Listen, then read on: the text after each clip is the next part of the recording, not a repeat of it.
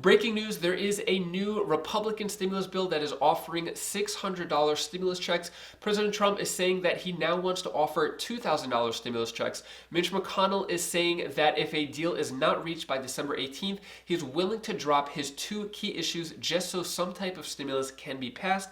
And the new Pfizer vaccine has just been distributed in the UK. So far, 2 people have had allergic reactions, and experts are saying that certain people should not take this new vaccine. I hope you're having a great day so far. First, let's break down President Trump saying that he wants $2,000 stimulus checks. So yesterday on Politico, Trump backs new stimulus checks amid Hawley push. Josh Hawley is one of the only Republican senators who is in support of a second stimulus check. And he's been speaking with President Trump a few times about it. So he said yesterday, I'd be surprised if he didn't support $1,200 for individuals, $2,400 for couples.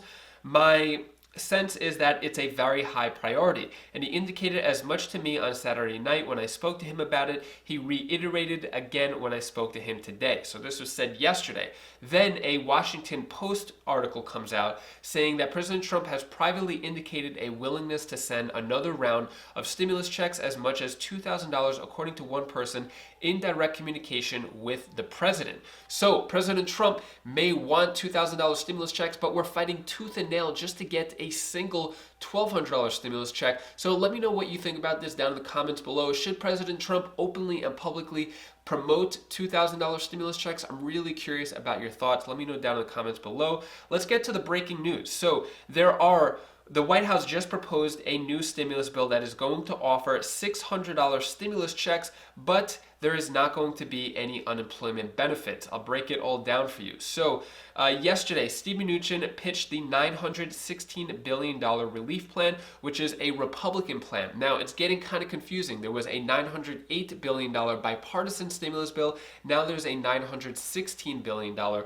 Republican stimulus plan. So this was the offer offered by Steve Mnuchin, Treasury Secretary, which was made to Nancy Pelosi on a 5 p.m. phone call yesterday.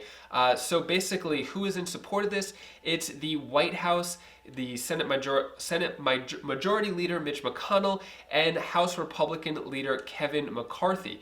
Steve Mnuchin said that he also spoke with President Trump and is gaining support from him as well. So we have all of the top Republicans supporting this new bill. What does this mean in terms of getting a new proposal? Well, Steve Mnuchin said, this proposal includes money for state and local government and robust liability protections for businesses, schools, and universities. So this presents a lot of challenges because even though it is offering $600 per qualifying adult and $600 per child, according to Kevin McCarthy, it is taking away the $300 per week unemployment boost. So if you're going to get unemployment from the state, let's say it's $100, $200, $300 per week, the federal unemployment boost was going to give $300 per week. They completely scrapped that in this proposal and replaced it with a $600 stimulus check. So let me know down in the comments below, would you prefer a $300 unemployment boost or a $600 stimulus check? And another question, would you prefer a no stimulus check or a $600 stimulus check? It seems like they're just kind of muddying the waters here and confusing everyone and giving us lower and lower offers. I bet Nancy Pelosi is really kicking herself right now, especially since she could have taken that $1.8 trillion deal from the White House, which she denied. Now we're kind of fighting for scraps here. Since this is a Republican stimulus proposal, I'll let you know what the Democrats said. So Nancy Pelosi and Chuck Schumer call it unacceptable. No surprise there. Nancy Pelosi made a tweet. She said, while it is progress that Leader McConnell has signed off on a $916 billion offer based on the bipartisan framework, the president's proposal, which cuts unemployment insurance by $140 billion compared to the framework, is unacceptable. So she's referring to the $140 billion is how much it would cost to give the $300 per week unemployment boost. She is not happy with that. She didn't mention anything about stimulus checks, though. Mitch McConnell is saying that he is willing to drop 2 key issues to help a stimulus deal pass. So what he recently said is that we can't leave without doing a COVID bill. The country needs it. He then said, what's the way forward? We know that the new administration is going to be asking for another package. What I recommend is we set aside liability and set aside state and local and pass those things, and we could agree on knowing full well we'll be back at this after the first of the year. So Mitch McConnell saying that he's willing to drop the liability protection after the Democrats have said that it is a poison pill, but for the Republicans it has been a red line. I think this is a great move by Mitch McConnell because he is willing to give up something that he has been fighting for and promoting for the past 5-6 months, which is the liability shield protection, which is going to protect businesses and corporations from being sued by their employees about COVID-related issues. So he has been fighting for that for so many months, and he's willing to drop it just to pass something by December 18th. Here is a stimulus summary of what is going on as of today, December 9th, and here's that clip right now. $916 billion on the nose, Joe, and that price tag is pretty close to the framework that a bipartisan group of lawmakers have been trying to hash out over the past week. But there is one crucial difference. The White House plan includes another round of direct checks worth $600 a person, whereas it pays for that by getting rid of the $300 a week boost in unemployment benefits that's in that bipartisan framework. A senior White House aide tells me that the checks are a high priority for the president. Democratic leadership called the trade unacceptable. But the politics of this do not break down cleanly along party lines. There are Democrats like Senator Bernie Sanders and Congresswoman Ilhan Omar who are trying to rally support around direct payments. And there are Republicans like Senator Josh Hawley who are calling for direct payments that are double the size that are in the White House's plan.